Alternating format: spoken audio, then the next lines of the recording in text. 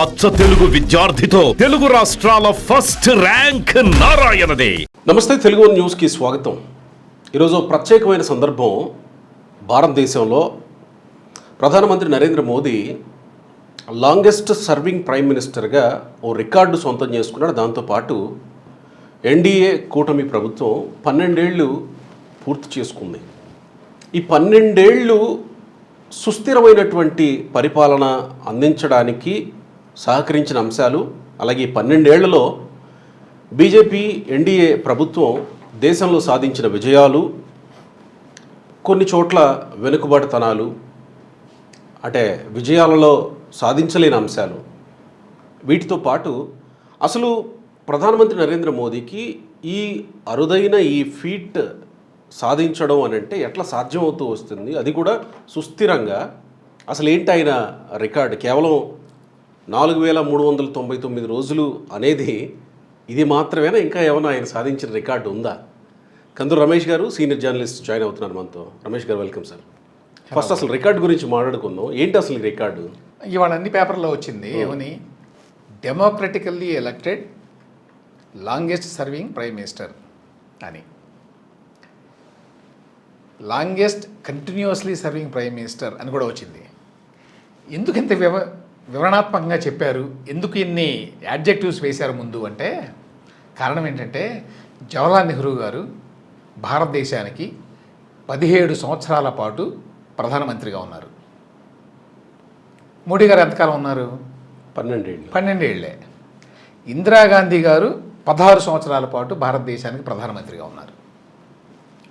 అయితే అదేంటి అప్పుడే నరేంద్ర మోదీ గారు లాంగెస్ట్ సర్వింగ్ ప్రైమ్ మినిస్టర్ అని చెప్పి పేపర్లు నిండా వార్తలు అంటే, అందుకనే దానికి ఏం చెప్పారంటే డెమోక్రటికల్లీ ఎలక్టెడ్ అంటే నెహ్రూ గారు డెమోక్రటిక్గా ఎలక్ట్ కాలేదా, ఇందిరాగాంధీ గారు కాలేదా అంటే అది కాదు.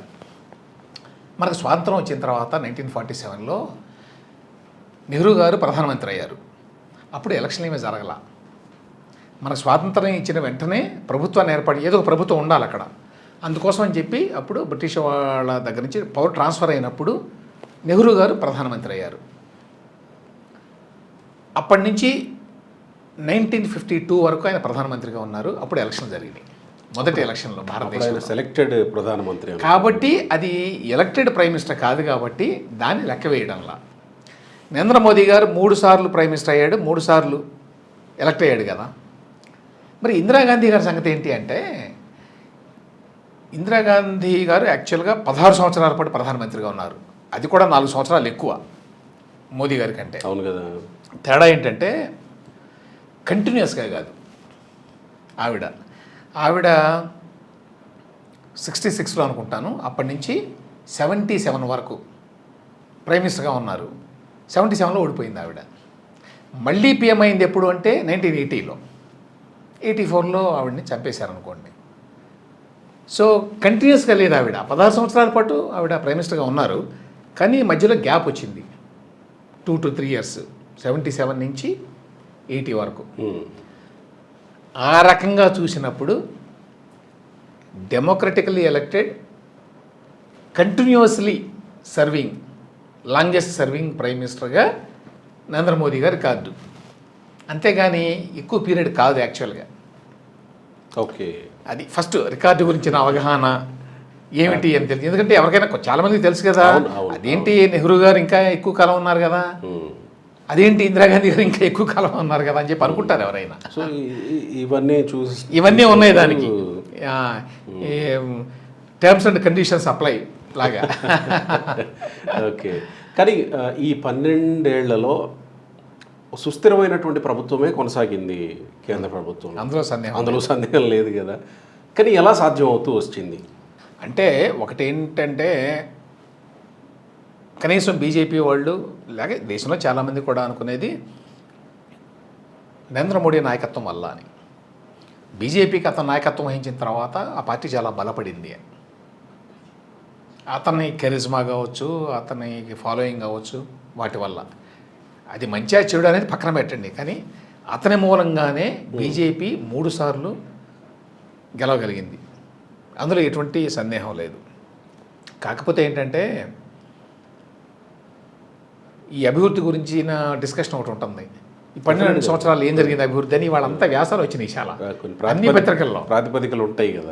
అంటే 12 ఏళ్ళు అయింది కాబట్టి చాలా పత్రికల్లో ఈ 12 ఏళ్ళు ఏం జరిగింది, మోడీ ప్రభుత్వం ఇన్ని మార్పులు తీసుకొచ్చింది దేశంలో సమాజంలో, ఇవన్నీ రాశారు.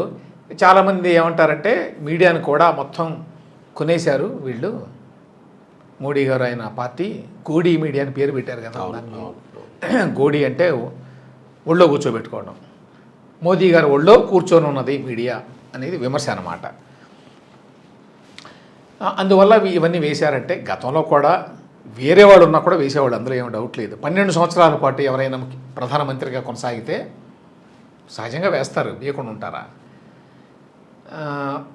కాకపోతే అభివృద్ధికి సంబంధించి రకరకాల అభిప్రాయాలు ఉన్నాయి కానీ మనం ఆబ్జెక్టివ్గా ఫ్యాక్చువల్గా చూస్తే ఏంటి అనేది 2-3 విషయాలు చెప్పాలి. ఒకటి, 2013-14లో మన ఎకానమీ సైజు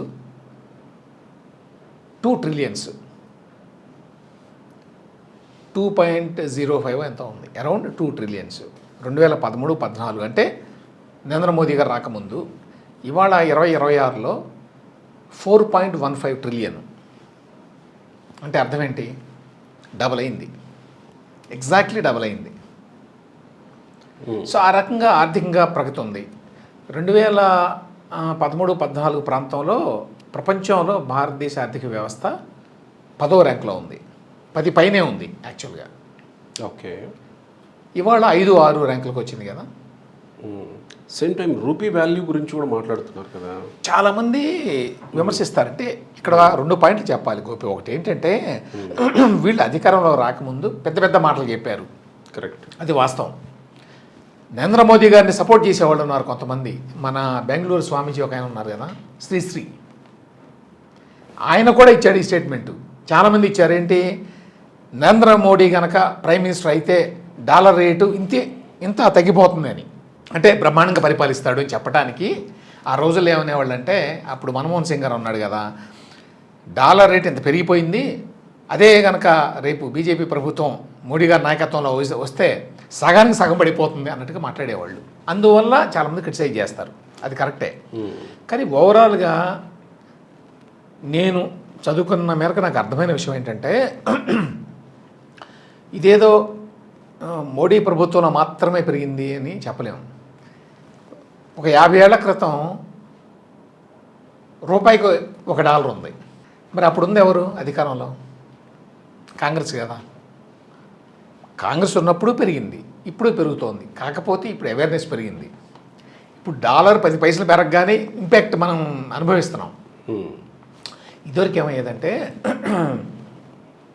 పేదరికం విస్తృతంగా ఉంది అప్పట్లో కదా.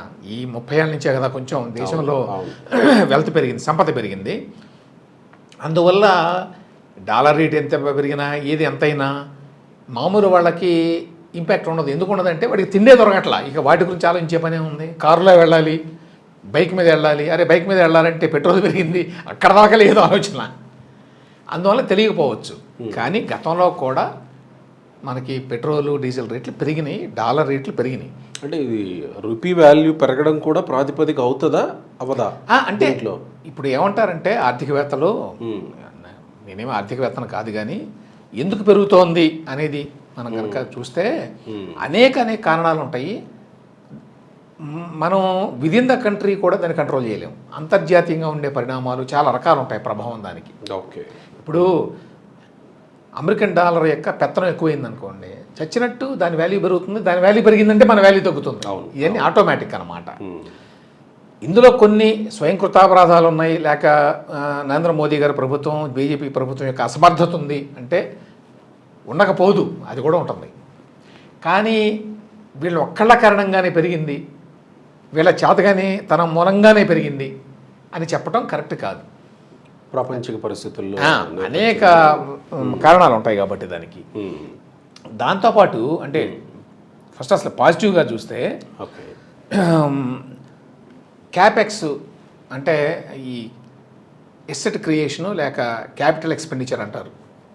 అంటే మనకు రాష్ట్రాలకు కానీ దేశంలో కానీ రోడ్లు, బ్రిడ్జిలు, కొత్త ట్రైన్లు, ఈ పబ్లిక్ ఫెసిలిటీస్ ఉంటాయి కదా, ఇన్ఫ్రాస్ట్రక్చర్, అవి క్యాపిటల్ ఎక్స్పెండిచరు. మామూలుగా ఏమవుతుందంటే మనకు వచ్చే డబ్బులన్నీ కూడా మన జీతాలు ఇవ్వడానికి అందరికీ, మామూలు మెయింటెనెన్స్కి, గవర్నమెంట్ నడవడానికి సరిపోతాయి. లేకపోతే ఉచితాలు ఏమైనా ఇస్తే వాటికి ఇంకేం మిగలదు అనమాట. ఒక బ్రిడ్జ్ కట్టడానికి, ఒక రైల్వే లైన్ వేయడానికి, వాటన్నిటిని మనం క్యాపిటల్ ఎక్స్పెండిచర్ అంటాం. క్యాపిటల్ ఎక్స్పెండిచరు 2013-14లో 2 లక్షల కోట్లు ఉంది. మొత్తం దేశం మొత్తం వాళ్ళు స్పెండ్ చేసింది. ఇవాళ 2026లో 11 లక్షల కోట్లు ఉంది. అంటే ఈ 12 ఏళ్లలో ఎంత పెరిగిందో చూడండి. 2 లక్షల నుంచి 11 లక్షలు అయిందంటే 5 రెట్లకు పైగా పెరిగింది. స్వాతంత్రం వచ్చినప్పటి నుంచి 2013-14 వరకు పెరిగింది ఎంత అంటే పీక్ ఎంత ఉంది? 2 లక్షలు ఉంది. మరి ఇవాళ 11 లక్షల కోట్ల రూపాయలు క్యాపిటల్ ఎక్స్పెండిచర్ చేస్తున్నారు. అంటే ఈ బ్రిడ్జీలు కట్టడానికి, రోడ్లు వేయడానికి, ఏదో జోజిలా పాస్ అని కాశ్మీర్లో వేసాం, నడుస్తున్నాయి కదా. లేకపోతే వందే భారత్ ఇట్లాంటివి ఏవో ట్రైన్స్ వేస్తున్నాము, ఇట్లా ఏవో చేస్తున్నారు కదా. సో క్యాపిటల్ ఎక్స్పెండిచర్ మీద అంటే అర్థం ఏంటి? మౌలిక సదుపాయాల కల్పన పెరుగుతోంది దేశంలో. ఇప్పుడు దేశంలో జనరల్గా అందరూ అంటున్నారు కదా రోడ్లు బాగా పెరిగాయి. అది అవసరం మేరకు వచ్చిందా లేదా అవసరం ఉన్నప్పటికీ గతంలో జరగంది ఇప్పుడు జరుగుతుంది అనుకోవాలా? కాదు, గతంలో ఏంటంటే సంపద క్రియేట్ చేయటము తక్కువ, సంపద లేదు కాబట్టి ఉన్నాయి ఏదో నడిపించడానికి సరిపోతున్నాయి అన్నట్టుగా చేసేవాళ్ళు. ఇప్పుడు సంపద సృష్టి పెరిగింది, దాంతోపాటు దాంతోనే కదా ఎంతో కొంత మిగులు ఉండేది. అంటే మిగులు అనేది అర్థం లేదులే, ఖర్చు పెట్టాలంటే అన్నీ ఖర్చు పెట్టేయచ్చు ప్రభుత్వంలో. కానీ దీన్ని ఖర్చు పెట్టాలి అని నిర్ణయం తీసుకోవాలి ప్రభుత్వం. క్యాపిటల్ ఎక్స్పెండిచర్ మీద పెట్టాలి, పెడితేనే మన యొక్క స్థాయి పెరుగుతుంది. జీవన ప్రమాణాలు అంటే ఏంటి? మంచి రోడ్డు ఉంటే నీ జీవన ప్రమాణం పెరుగుతుంది. బేసికల్లీ అంతే కదా. మంచి ఆరోగ్యం ఉంటే, మంచి స్కూల్ ఉంటే, మంచి పార్క్ ఉంటే, ఇవే కదా మనకు కావాల్సింది. దూరాభారం తగ్గాలంటే బ్రిడ్జిలు ఉండాలి, బ్రిడ్జిలు కట్టాలి. కరెక్ట్. ఈ క్యాపిటల్ ఎక్స్పెండిచరు చాలా భారీ ఎత్తున పెరిగింది అనేదాన్ని సమూహం ఎందుకో గుర్తించటంలా విమర్శకులు, దాన్ని పక్కన పడేస్తారు ఎందుకనో. అది బాగానే పెరిగిందనే మాట వాస్తవం. ఓకే. ఆ తర్వాత క్యాపిటల్ ఎక్స్పెండిచర్ అట జీడిపిలో గతంలో 1.7% ఉండేది. అంటే 100 రూపాయలు వస్తుంది మనకు ఆదాయం. క్యాపిటల్ ఎక్స్పెండిచర్ మీద ₹1.70 ఖర్చు పెట్టేవాళ్ళు. మిగతా అంతా వేరే వాటికి పోతుంది. వేరే వాటికంటే ఏమీ లేదు, జీతాలకి ప్రధానంగా, పెన్షన్లకి, సంక్షేమ పథకాలు, తర్వాత సంక్షేమ పథకాలు, ఇక ఆ తర్వాత గవర్నమెంట్ ఆఫీసులు మెయింటైన్ చేయటం, ఇంతే. వీటికి అయిపోతుంది మొత్తం డబ్బులన్నీ. ₹1.70 నుంచి ఇవాళ ₹3.30 ఖర్చు పెడుతున్నారు ప్రతి 100 రూపాయల్లో. మోర్ దాన్ డబుల్ ఏంటి? 1.7 అంటే అంతేలే double. But double is not a joke. ఎప్పుడైనా 5%, 10% పెరుగుతాయి, కానీ డబ్బులు పెరగడం అంటే మామూలు విషయం కాదు కదా. 100% పెరిగినట్టు. తర్వాత సరే ఇవన్నీ ఏ ప్రభుత్వం ఎన్నో కొన్ని అవుతుంటాయిలే. ఇప్పుడు వీళ్ళు ఏమంటారంటే 164 ఎయిర్పోర్ట్లు కొత్త కట్టారట ఈ 12 ఏళ్ళలో దేశంలో. అంటే చిన్న చిన్న ఎయిర్పోర్ట్లు చాలా కట్టారు. సరే వందే భారత్లు, నమో భారత్, ఏమో ట్రైన్స్ అన్నీ కొంచెం బాగానే ఈ మధ్య కాలంలో వచ్చినాయి కదా. 26 ఎక్స్ప్రెస్ వేలు వేసారంట, రోడ్లు. తర్వాత స్పేస్ ఎకానమీ ఒకదాన్ని బాగా పెంచారు. ఈ స్పేస్ ఎకానమీ అంటే మనకి ఇస్రో ఉంది కదా, ఇస్రో బాగా చేస్తుంది, కానీ ప్రైవేట్ రంగం అంతా అగ్రెసివ్గా చేయలేరు కదా వాళ్ళు గవర్నమెంట్లో ఉంటే. దాన్ని ప్రైవేట్ రంగానికి ఓపెన్ అప్ చేశారు ఇప్పుడు. అంటే ప్రైవేట్, ఇంతకుముందు ప్రైవేట్ వాడు స్పేస్కి సంబంధించినటువంటి కంపెనీ పెట్టడానికి వీల్లేదు, దేశ రక్షణకు సంబంధించింది కదా, ఆ సెక్టర్ ఓన్లీ గవర్నమెంట్లోనే ఉంటుంది. వీళ్ళు ఓపెన్ అప్ చేశారు దాన్ని, ప్రైవేట్ వాళ్ళు కూడా పెట్టచ్చు అన్నారు. ఈ గవర్నమెంట్ కూడా ప్రైవేట్ దగ్గర నుంచి సర్వీసెస్ కొంటుంది అన్నారు. ఇవాళ మరి శాటిలైట్లు అన్ని తయారు చేస్తున్నారు ప్రైవేట్ రంగంలో. విదిన్ ఈ మధ్య కాలంలోనే ప్రారంభమైంది ఆ ఇండస్ట్రీ. ఇది హైటెక్ ఇండస్ట్రీ కదా స్పేస్ అంటే. ఈ మధ్యనే ఓపెన్ అప్ చేస్తే వెంటనే బోల్డెన్ కంపెనీలు వచ్చినాయి. అందులో మన తెలుగు వాళ్ళ కంపెనీలు కూడా ఉన్నాయి. స్కై రూట్ హైదరాబాద్లో ఉంది, ఇప్పుడు ఆంధ్రాలో కూడా పెడుతున్నారు వాళ్ళు. అంటే శాటిలైట్లని రోదీలోకి పంపించేటువంటి మరి ఆ కెపాసిటీని సంపాదించడం ప్రైవేట్ రంగంలో చిన్న చిన్న వాళ్ళు, కుర్రవాళ్ళు చేస్తున్నారు ఇప్పుడు. అది ఓపెన్ అప్ చేయటం వల్ల చాలా మేలు జరిగింది. ఇప్పుడు దాంతో ఏమైందంటే డ్రోన్స్ ఇట్లాంటివి కూడా చేస్తున్నారు. ఇవన్నీ మళ్ళీ డిఫెన్స్కి సంబంధం ఉంది. డిఫెన్స్ సెక్టర్ను కూడా ఓపెన్ అప్ చేశారు. ఇంతకుముందు డిఫెన్స్ అంటే మామూలు ప్రజలకు ఏమీ సంబంధం లేదు, అక్కడ ఏం జరుగుతుందో వాళ్ళకి డబ్బులు కేటాయిస్తారు, అవన్నీ ఏమవుతున్నాయి ఏం తెలియదు మనకి, ఎస్పెషల్లీ టెక్నాలజీకి సంబంధించి. ఇప్పుడు మనకి BDL అని DRDO అని చాలా ఉన్నాయి కదా, ఇవన్నీ ఆ డిఫెన్స్ వాళ్ళ కోసం తయారు చేయాలి. వాళ్ళు 20 ఏళ్ళు 30 ఏళ్ళు 40 ఏళ్ళు పడి తయారు చేస్తున్నారు ఒక్కొక్క చిన్న ఆయుధాన్ని. ఇప్పుడు ఏం చేశారు, ప్రైవేట్ సెక్టర్ని ఓపెన్ అప్ చేశారు. So private sector public sector కలిపి పనిచేయచ్చు అన్నారు. సో పబ్లిక్ సెక్టర్ వాడు ఫలానా ఇది అనుకుంటున్నాను నేను, నువ్వు దాంట్లో ఏ కంపోనెంట్స్ తయారు చేయగలవు అని చేయించుకొని తీసుకుంటున్నారు. ఇవాళ డిఫెన్స్ సెక్టర్ను ఓపెన్ అప్ చేయడం వల్ల కొత్త మరి చాలా డిఫెన్స్ రిలేటెడ్ వెపనరీ కావచ్చు, దానికి సంబంధించిన చాలా ఉంటాయి కదా ఎక్విప్మెంట్, అదంతా తయారు చేస్తున్నారు. ఇది ఇప్పుడే వచ్చింది. ఎందుకు BJP pro market party. Pro market అంటే లిబరలైజేషన్ అంటే సరళీకరణ అంటే కొన్ని రంగాలని గతంలో అన్ని రంగాలు మూసేసి తాళం వేసి పెట్టారు. ఆ తర్వాత 90లో అదృష్టవశాత్తు మన్మోహన్ సింగ్ గారు, పివి నరసింహారావు గారు వచ్చి ఇక ఇట్లయితే మనం పెరగలేము. అంతకుముందు మన గ్రోత్ ఎట్లా ఉండేదో తెలుసా, ఏడాదికి 2% గ్రోత్ ఉండేది. ఈ ఏడాది 100 రూపాయల ఆదాయం, వచ్చే ఏడాది 104. ఆ తర్వాత దాని మీద మళ్ళీ 2%, అంటే 105.5 ఎంత ఉంటుంది కదా. ఆ తర్వాత మళ్ళీ అంతే 2. స్వాతంత్రం వచ్చినప్పటి నుంచి 90వ దశకం వరకు భారతదేశం యొక్క అభివృద్ధి ఎంత అంటే, అందుకనే భారతదేశంలో ప్రజల్లో ఎవరికి కూడా వెల్త్ రాలా. ఇప్పుడు పెద్దవాళ్ళని అడిగితే తెలుస్తుంది మీకు, మీరంతా కురవాళ్ళు కాబట్టి. 1960s నుంచి 50s నుంచి 1980s వరకు లైఫ్లో ఏం తేడా ఉండేది కాదు. 50లో పుట్టినప్పుడు ఎట్లా ఉందో ప్రపంచం అట్లానే ఉంది 80వ దశకం వరకు, అంటే ఇండియాలో ఏమీ మార్పు ఉండదు. అదే రేడియో, ఒకటి డొక్కు రేడియో 100 రూపాయలు 70 రూపాయలు ఉండేది రేడియో, కొనుక్కుంటే అదే రేడియో కొనుక్కోవాలి, మరి ఇంకేం ఉండదు. కారు అనేది చాలా కాలం లేదు, అంబాసిడర్ కారు ఉండేది, అది 40 ఏళ్ళు అదే కారు కనిపిస్తుంది, 80లో అదే కారు కనిపించేది. 90వ దశకం తర్వాత ఎప్పుడైతే ఓపెన్ అప్ చేశారో ఎకానమీని, అంటే అంతకుముందు ఎందుకు రావు అంటే ఏ సెక్టర్లోకి ఎవడు ప్రైవేట్ వాడు వచ్చి పెట్టడానికి వీల్లేదు. సో ఇన్నోవేషన్ లేదు. గవర్నమెంట్ వాడు ఏదో ఉద్యోగం ఇచ్చాడు, జీతం ఇస్తాడు, ఏదో నడుస్తుంది అంతే, అట్లా నడిపించారు. ఎప్పుడైతే 90వ దశకంలో లిబరలైజేషన్ వచ్చిందో ఆ తర్వాత వెల్త్ పెరిగింది. ఎప్పుడైతే ప్రైవేట్ ఎంటర్ప్రైజ్ వచ్చిందో, ఉదాహరణకి ఫోన్లు, ఇవాళ ఫోన్ అంటే ఉంది, ఇంట్లో గొడవ చేసి డబ్బులు తీసుకుని కొనుక్కోవటమే బజార్లో. ఇవాళ చెప్తే ఆశ్చర్యపోతారేమో, ఒకప్పుడు ఫోన్ కావాలి అంటే గవర్నమెంట్ వరకు అప్లై చేసుకోవాలి, అది రాదు. రికమెండేషన్ ఎంపీ రికమెండేషన్ ఎంతమందికి ఉంటాయి, 1 కోటి మందిలో ఒకళ్ళకు ఉంటాయి. అవును, అంతే కదా. ఇంత జనాభాలో ఎంపీ ఒకడు ఎంతమందికి ఇస్తాడు? అంత ఘోరంగా ఉంటే ఇవాళ ఎప్పుడైతే టెలికాం సెక్టర్ని ఓపెన్ అప్ చేస్తున్నాం అన్నారు, అనగానే వచ్చి పడినాయి ప్రైవేట్ కంపెనీలు వచ్చినాయి. బోర్డు నష్టపోయారు ప్రైవేట్ వాళ్ళు, యాక్చువల్గా చేతులు కలుసుకున్నారు చాలామంది ఫస్ట్లో. టెలికాం వచ్చినప్పుడు, ఎందుకంటే కాలు 17 రూపాయలు ఉండేది, ఉదాహరణకి ఇది వచ్చింది, కాలు 17 రూపాయలు ఉండేది, అమ్మో 17 రూపాయల ఎవడు అని అన్నారు. ఇన్కమింగ్ కాలు డబ్బులు ఉండేవి. మరి ఇవాళ కాంపిటీషన్ వల్ల, టెక్నాలజీ వల్ల ఇవాళ ఫ్రీ ఇన్కమింగ్ కాల్స్. బయటికి వెళ్ళేది మరి ఎంతో 50 పైసలు ఉందో, ఎంత పావలా ఉందో ఇవాళ. ఇట్లా వెల్త్ పెరగడం అప్పుడు స్టార్ట్ అయింది 90వ దశకం తర్వాత. బీజేపీ వాళ్ళు దాన్ని ఇంకా ఎక్స్పాండ్ చేశారు. అంటే వాళ్ళు బేసికల్లీ ప్రో మార్కెట్. వేరే కాంగ్రెస్ పార్టీ ఎట్లాంటిదంటే, నిజానికి మన్మోహన్ సింగ్, పివి నరసింహారావు ద్వయం వాళ్లే కదా ఓపెన్ అప్ చేసింది మార్కెట్లు, ఆ క్రెడిట్ అంతా వాళ్ళదే. కానీ ఆ తర్వాత వీళ్ళు కన్జర్వేటివ్ అయ్యారు. మళ్ళీ అమ్మో ఇది వద్దు, ఇది ఓపెన్ అప్ చేయొద్దు, అది ఓపెన్ అప్ చేయొద్దు, అన్నీ మూసుకొని పెట్టుకున్నారు. మళ్ళీ బీజేపీ వాళ్ళు ఇన్ ప్రిన్సిపల్ వాళ్ళు pro market, pro reform party. వాళ్ళు కూడా చేయాల్సినంత చేయలేదనే విమర్శలు ఉన్నాయి, అది వేరే. మళ్ళీ వాళ్ళు కూడా చేయకుండా పెట్టుకున్నారు అట్లానే అని.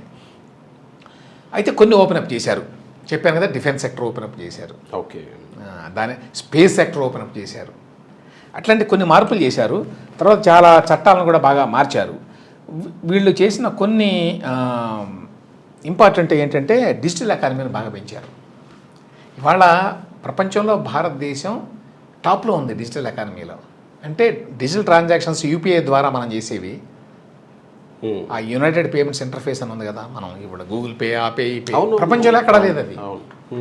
ఎంతో అభివృద్ధి చెందిన అమెరికాకి వెళ్ళినా కూడా ఇంత ఈజీగా లేదు. నువ్వు అక్కడ వెళ్ళి యాపిల్ పే కొనుక్కోవాలి, యాపిల్ పే ఉండాలి, చాలా గొడవలు ఉన్నాయి అక్కడ. మన దగ్గర 5 పైసల దగ్గర నుంచి 50,000 దాకా ఎంత అయినా ఇవ్వచ్చు కదా, లక్ష ఎంత ఉన్నట్టుంది ఇప్పుడు దాని అప్పర్ లిమిట్ పర్ డే. దాని ట్రాన్సాక్షన్స్ బిలియన్ ఎంతో చెప్తున్నారు. నేను లాస్ట్ టైం చూసినప్పుడు బిలియన్ ట్రాన్సాక్షన్స్ పర్ డేనో పర్ మంతో తెలియదు, కానీ టాప్ అనమాట. అంటే ఆ దరిదాపులకు కూడా ఇంకే దేశం రాదు. ఓకే, అదంతా కూడా నరేంద్ర మోడీ వచ్చిన తర్వాత, బీజేపీ వచ్చిన తర్వాత జరిగింది, ఒప్పుకోవాల్సిందే అది. ఏది డిజిటల్ ట్రాన్సాక్షన్. తర్వాత బ్యాంకు ఖాతాల ఓపెనింగ్లో కూడా వీళ్ళు ఏదో జన్ధన్ అనేది పెట్టి ఓపెన్ చేయించారు కదా, చాలా భారీ ఎత్తున చేయించారు. ఎన్ని కోట్లో నాకు కరెక్ట్గా తెలియదు, కానీ చాలా భారీగా చేశారు. అదొకటి. పల్లెటూళ్ళలో కూడా ప్రతి ఒక్కరికి బ్యాంక్ అకౌంట్ ఉంది ఇప్పుడు. అవును, అది ఒక మేజర్ ఏమనాలి ఇంప్రూవ్మెంట్ లైఫ్లో. ఇద్దరు భార్య భర్తలు ఉంటే భార్యకి భర్తకి ఇద్దరికీ ఉంటుంది. మొత్తానికి కొన్ని కోట్ల కొత్త బ్యాంక్ అకౌంట్లో ఓపెన్ చేశారు. ఇంతకుముందు యాక్సెస్ ఉండేది కాదు, ఇది ఫైనాన్షియల్ యాక్సెస్. ఆ బ్యాంక్ అకౌంట్ ఉంటేనే మీరు ఏమైనా చేయగలరు. అకౌంట్ లేకుండా అసలు ఏమీ చేయడానికి వీలు ఉండదు. చేశారు. ఇవి కాకుండా మేజర్గా ఏంటంటే కొన్నేమో అడ్మినిస్ట్రేటివ్, ఉదాహరణకి డిమానిటైజేషన్ చేశారు. దానికి చాలా విమర్శలు ఉన్నాయి అనుకోండి, మేజర్ డెసిషన్ల కింద చెప్పాలి అంటే దాని మీద విమర్శలు ఉన్నాయి. కానీ జిఎస్టీ పెట్టారు, జిఎస్టీ ఏకీకరణ పెట్టారు కదా, వీళ్ళే చేసింది అది. యాక్చువల్గా అంతకుముందు కాంగ్రెస్ ప్రభుత్వం ప్రతిపాదించింది కానీ వాళ్ళు చేయలేదు, వీళ్ళు చేశారు. ఓవర్హాల్ చేశారు మొత్తం ఇండైరెక్ట్ ట్యాక్స్ సిస్టము దాన్ని 2017లో. తర్వాత ఈ రామ మందిర వ్యవహారాన్ని యాక్చువల్గా చాలా భయపడ్డారు, చాలా గొడవ అయిపోద్ది అని. కానీ దాన్ని సంహౌ స్మూత్గానే చేశారు. అంటే అనుకున్నంతగా ఏమీ నిరసన వ్యతిరేకత రాలా.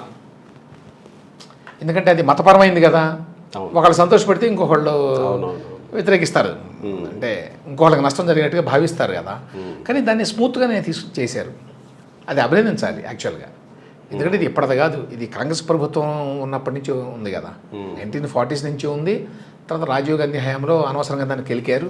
ఇక అప్పటి నుంచి అది పట్టుకునే నానా గొడవ అయింది. ఆ తర్వాత అంటే ఇది వివాదాన్ని పరిష్కరించిన విజయంగా చూడాలా, దీనివలన ప్రజలకో లేదా దేశానికో జరిగిన మంచి ఏమన్నా ఉంది అన్నట్టు చూడాలి. మంచి అంటే ఇప్పుడు మనకి ఇంట్రెస్ట్ ఉండొచ్చు ఉండకపోవచ్చు రామ మందిరం మీద, ఆఫ్ కోర్స్, అది కాదు పాయింట్. నా పాయింట్ ఏంటంటే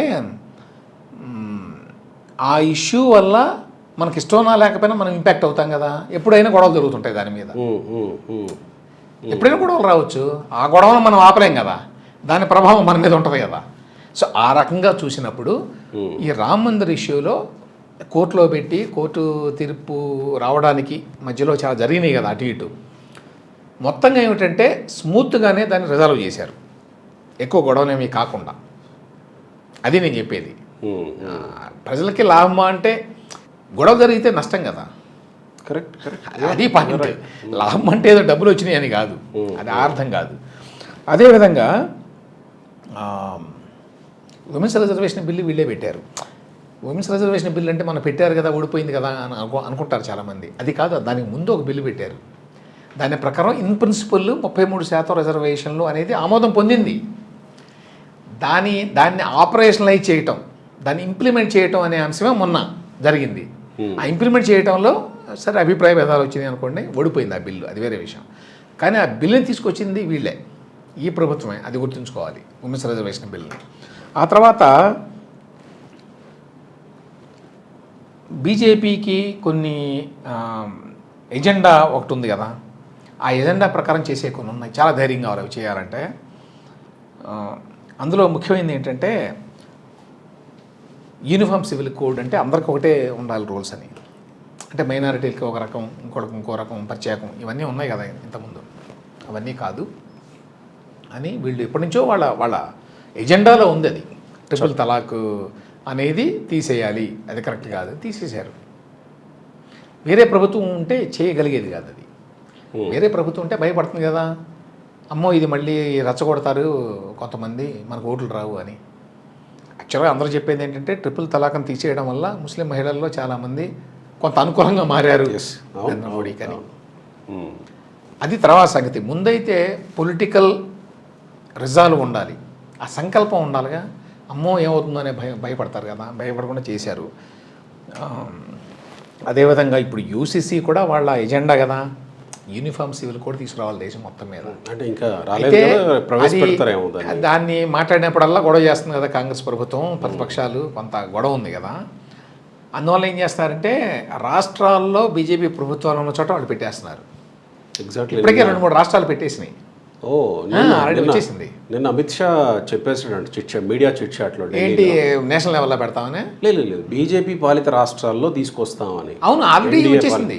ఆల్రెడీ ఉత్తరాఖండ్లో ఉంది, ఆల్రెడీ గుజరాత్లో కూడా ప్రవేశపెట్టారు, ఇంకో రాష్ట్రంలో కూడా చేశారు. నాకు తెలిసి ఇప్పటికీ 3 రాష్ట్రాల్లో వచ్చేసింది.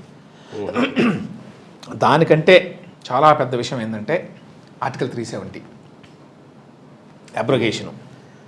అది బీజేపీ ఎజెండాలో ఉంది. దాని మీద విమర్శలు చాలా ఉన్నాయి, తీవ్రంగా విమర్శించే వాళ్ళు ఉన్నారు ఇప్పటికీ. కానీ ఒప్పుకోవాల్సిన విషయం ఏంటంటే కాశ్మీర్లో ఒక నార్మల్సీ అయితే నెలకొంది. గతంలో కాశ్మీర్ ఎప్పుడు పేపర్లో రావాల్సిందేగా వార్త 2 రోజులు ఒకటి, ఇవాళ లేదు కదా. మనం ఆ విషయాన్ని ఏమి గమనించకుండా ఇది ఆర్టికల్ 370 తీసేశారు, ఇది ఉద్దేశపూర్వకంగా ముస్లిం మైనారిటీలను అణిచివేయడానికి అనేది విమర్శ కదా. అది వాళ్ళ విమర్శ. కానీ దేశ ప్రజల్లో మెజారిటీ దాన్ని ఆమోదించారు అని అనుకుంటున్నాను నేను. ఎందుకంటే ఆ తర్వాత జరిగిన అన్ని ఎన్నికల్లో కూడా అదొక పాజిటివ్ పాయింట్గానే ఉంది బీజేపీకి. కాశ్మీర్కి ప్రత్యేక ప్రతిపత్తి అనేది లేకుండా చేశారు. అంటే అది కాశ్మీర్కి ప్రత్యేక ప్రతిపత్తి ఉంచడం తీసేయడం మీద మిగతా ఎన్నికలు ఆ ప్రాతిపదికగా జరగవేమో కదా. ఆ ఏ ప్రాతిపదిక మీద జరగవు. రామ మందిర ప్రాతిపదిక మీద జరగవు, బాబ్రీ మసీద్ ప్రాతిపదికగా జరగవు.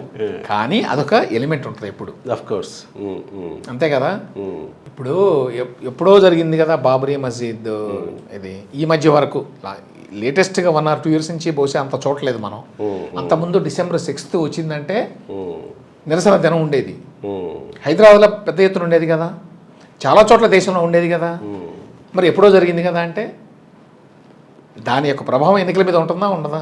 ఉంటుంది, ఉండకుండా ఎందుకు ఉంటుంది. అట్లాగే కాశ్మీర్ ఇష్యూ మీద ఎవరైతే విమర్శిస్తారో వాళ్ళు సహజంగా దాన్ని చాలా సీరియస్గా తీసుకొని దాని ప్రాతిపదికన బీజేపీకి వ్యతిరేకంగా ఓట్లు ఎందుకు వేయరు? అది నేనేది అంటే వాళ్ళు వ్యతిరేకంగా ఓట్లు వేసి ఉంటారు అపోజ్ చేసేవాళ్ళు, కానీ సపోర్ట్ చేసేవాళ్ళు ఎక్కువ ఉండటం చేత గెలుస్తూనే ఉంది. ఇన్ఫ్యాక్ట్ ఇవన్నీ కూడా నరేంద్ర మోడీ ఉండటం వల్ల ఆ సీట్లు సాధ్యమైనవి అని చెప్పి బీజేపీ కానీ ఆర్ఎస్ఎస్ కానీ జనరల్గా సంఘ పరివార్ కానీ వాళ్ళ ఉద్దేశం, వాళ్ళ నమ్మకం. వేరే వాళ్ళైతే భయపడతారు కదా, అమ్మో ఇది చేస్తే మనం నెక్స్ట్ ఎన్నికల్లో రామేమో. ఇది చేసి మళ్ళీ ఎన్నికల్లో గెలవాలి అంటే చాలా కష్టమైన పని కదా. అంటే ఒక సిగ్నిఫికెంట్ సెక్షన్ ఆఫ్ ది పీపుల్ని కన్విన్స్ చేయాలి కదా ఆ ఎజెండాని. మరి అందుకనే బహుశా మోడీకి ఎవరికీ లేనంత ప్రాధాన్యత. ఇంతకుముందు ఎప్పుడు కూడా బీజేపీ అంటే ఏమనుకునేవాళ్ళు అంటే బీజేపీ ప్రధాని ఇంతకుముందు వాజ్పేయి గారు ఉన్నారు కదా, ఎవరైనా లేకపోతే ఇప్పుడు చీఫ్ మినిస్టర్ ఉన్నారు కదా దేశం అంతా బీజేపీకి, వాళ్ళంతా కూడా ఏమనాలి బీజేపీ లేక ఆర్ఎస్ఎస్ వాళ్ళ యొక్క నాయకత్వానికి లోబడి ఉంటారు. ఒక్క మోడీ మాత్రమే వాళ్ళకి మించి ఉన్నట్టుగా కనిపిస్తాడు.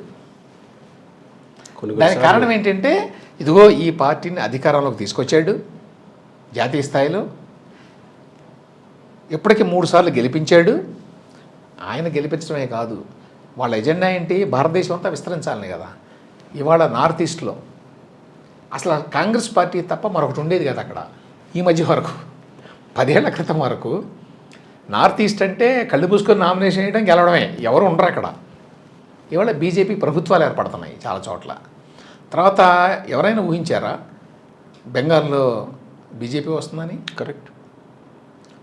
దక్షిణాదిలో వస్తుందని, కర్ణాటకలో వస్తుందని, ఇట్లా ఇవన్నీ కూడా చాలా రాష్ట్రాల్లో మళ్ళీ మళ్ళీ కూడా వచ్చింది బీజేపీ. ఇవన్నీ కూడా నరేంద్ర మోడీ వల్లే వచ్చినాయి అనేది ఇట్స్ అన్ ఆబ్జెక్టివ్ ఫ్యాక్ట్, అందులో సందేహం లేదు. దాన్ని విమర్శనాత్మకంగా చూడొచ్చు, లేకపోతే దాన్ని చాలా గొప్ప విషయంగా చూడొచ్చు. ఇట్ డిపెండ్స్, అది వ్యూ పాయింట్ని బట్టి ఉంటుంది. కానీ బీజేపీకి ఆర్ఎస్ఎస్కి అందుకనే మోడీ అంటే అంత గురి. లేకపోతే బీజేపీలో వరుసగా 3 సార్లు ఒక ప్రధాని ఉండటం ఏంటి మార్చకుండా? చీఫ్ మినిస్టర్లు ఉన్నెవరు మీరు చూడండి. బీజేపీలో ఎవరు ఆ గుజరాత్లో ఎంతమందిని మార్చారో అసలు పేర్లు కూడా తెలియవు మనకి. ఒక్క హిమంత విశ్వ శర్మ మాత్రం ఇది రెండోసారి, సెకండ్ టైం అంతే. అతనికి కూడా అంత ప్రాధాన్యత ఎందుకు ఉన్నది అంటే అస్సాంలో ఏమీ లేని దాన్ని పార్టీ మారి కాంగ్రెస్ నుంచి వచ్చి అధికారంలోకి తీసుకొచ్చాడు కాబట్టి. ఏ విధంగానైతే రేవంత్ రెడ్డి తెలంగాణలో అధికారంలోకి తీసుకొచ్చాడు కాంగ్రెస్ పార్టీని, అందుకే మిగతా కాంగ్రెస్ ముఖ్యమంత్రుల కంటే కొంచెం ఎక్కువ హోల్డ్ సంపాదించాడు. కరెక్ట్. అదే కారణం కదా, ఇంకేముంటుంది. అతను లేకపోతే ఇక్కడ పార్టీ లేదు అనేటువంటి అభిప్రాయం.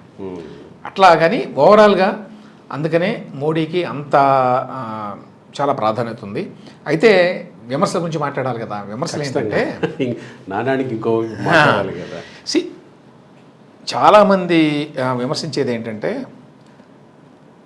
నరేంద్ర మోడీ వచ్చిన తర్వాత దేశంలో పోలరైజేషన్ అయింది అంటే మతపరంగా ప్రజల్ని విడగొట్టారు అని.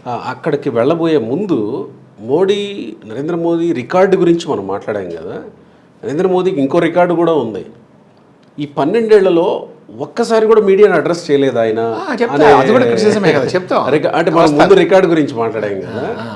అది జనరల్గా ఆయన విమర్శించడానికి ఎక్కువ చెప్పేటువంటి ఒక మాట. సరే, ఒక డెమోక్రటిక్ కంట్రీలో అదొక పార్టు. జనంతో మాట్లాడాలి, ప్రెస్తో మాట్లాడాలి అని. కానీ జనంతో మాట్లాడుతున్నాడు ఆయన. అంటే జనంతో మాట్లాడినప్పుడు నేరుగా జనం అడిగేది ఉండదు కదా. ఆయన చెప్పింది వినడం తప్ప జనం మాట్లాడేది. ప్రపంచంలో ఎక్కడా కూడా జనం అంతా ఎదురుగా నిలబడి ఏం అడగరు కదా. అట్లా ఉండదు కదా. జనం ప్రతినిధులుగా మీడియా అడుగుతుంది కొన్నిసార్లు. అదే చెప్తాను. ఇప్పుడు పాయింట్ ఏంటంటే మీడియా ఉండాలి, మీడియా అడగాలి, ఇవన్నీ బాగానే ఉంటాయి, కరెక్టే, నేనేం కాదంటలా.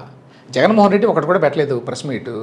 జాతీయ స్థాయిలో ఎప్పుడన్నా ఒక ఆర్టికల్ ఎక్కడన్నా చూస్తే నాకు ఎవరైనా చెప్పండి, నేను చాలా కాలం నుంచి అడుగుతున్నా. జగన్మోహన్ రెడ్డి గారు 5 సంవత్సరాల పాటు అధికారంలో ఉన్నప్పుడు ఒక్క ప్రెస్ మీట్ కూడా పెట్టాడా? పెట్టాడు. ఎప్పుడు పెట్టాడు? ఆయన నిమ్మగడ్డ రమేష్ కుమార్ గారి ఎలక్షన్ ప్రెస్ మీట్ కాదు, అది ప్రెస్ మీట్ కాదు, అక్కడ నిలబడి వెళ్తా మైకులు పెడితే మాట్లాడినట్టు. తర్వాత దట్స్ నాట్ ప్రెస్ మీట్ అంటే టు టేక్ క్వశ్చన్స్ కదా, కూర్చొని అదే కదా అడుగుతుంది. అవును. వీళ్ళు అడిగేది ఏంటంటే అక్కడ కూర్చొని మేము ప్రశ్నలు వేస్తామని. నేనేమి అది కాదనట్లేదు, అది ఉండాల్సిన అవసరం లేదు అని చెప్పి అంటలా, ఖచ్చితంగా ఉంది. కానీ ఇది ఎక్కువ media point of view. Press meet పెట్టలేదు మీడియాతోటి అని.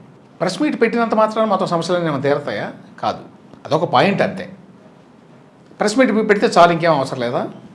అట్లానే విమర్శించకుండా ఏమైనా ఉంటారా? చంద్రబాబు నాయుడు పెట్టిన ప్రెస్ మీట్లు భారతదేశంలో మరే ముఖ్యమంత్రి పెట్టి ఉండడు నాకు తెలిసి.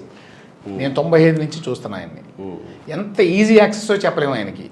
అంతేకాదు, కూర్చొని మామూలుగా మాట్లాడతాడు, ఏది పడితే అది అడుగుతారు. ఇప్పుడు కొంచెం తగ్గింది, ఆయన పెద్దవాడేయడని అంత అడగట్లా. ప్లస్ ఇప్పుడు కొత్త జర్నలిస్టులు కాబట్టి. ఒకప్పుడు హైదరాబాద్లో ఉన్నప్పుడు ఏది పడితే అది అడిగేవాళ్ళు ఆయన. అంత మాత్రం చేత ఆయనకి ఆయన కిరీటం పెట్టారు ఎవరన్నా. ఇది ఇంపార్టెంటే, కానీ డెమోక్రసీలో యాక్సెస్ ఉండాలి పవర్స్కి అని. అంత మాత్రం చేత ఏమి అకౌంటబిలిటీ లేకుండా ఉన్నాడు అని కూడా చెప్పలేమంటున్నాను నేను. ఎందుకంటే వాళ్ళకి కావాల్సిన మెసేజ్ వాళ్ళు ఇచ్చుకుంటున్నారు కదా బాగానే. మన్ కీ బాత్ మాట్లాడతాడు, లేకపోతే ఇంకోటి మాట్లాడతాడు, అదంతా వన్ వే ట్రాఫిక్ లాగా. అవును, కాదు. వన్ వే ట్రాఫిక్ ఎవరికి? మీడియాకి.